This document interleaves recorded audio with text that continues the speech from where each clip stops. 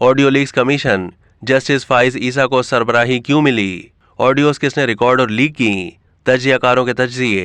तज्जियाकारों के सामने ये सवाल रखा गया कि क्या ऑडियो लीक्स कमीशन से मुताल्लिक सुप्रीम कोर्ट और दरख्वास्त गुजार के एतराज़ात दुरुस्त हैं? इस सवाल पर अपनी राय का इजहार करते हुए तज्जियाकारों ने कहा है कि हुकूमत ऑडियो लीक्स कमीशन बनाकर अदालत में खराबियां दूर करना नहीं चाहती।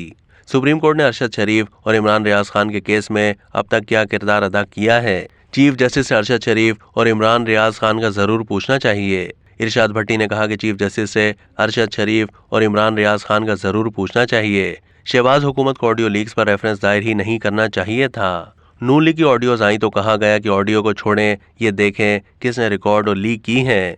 हुकूमत को चीफ जस्टिस की राय लिए बगैर ऑडियो लीक्स कमीशन नहीं बनाना चाहिए था। जस्टिस काजी फाइज ईसा को ऑडियो लीक्स कमीशन का सरबराह नहीं बनाना चाहिए था, क्योंकि उनकी राय आ चुकी थी। उनके बारे में आम तासुर है कि वो सुप्रीम कोर्ट के दूसरे धड़े को हेड करते हैं।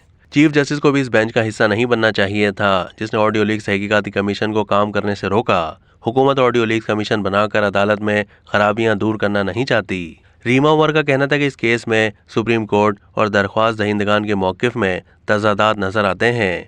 ऑडियो लीक्स कहाँ से आती हैं? हुकूमत और सुप्रीम कोर्ट के पास इसकी तहकीकात करने का मौका है, लेकिन कोई जिम्मेदारी अदा नहीं करता। ये नहीं कहा जा सकता कि गैर कानूनी तौर पर रिकॉर्ड होने वाली ऑडियोज या वीडियोज शवाहिद के तौर पर पेश नहीं की जा सकती।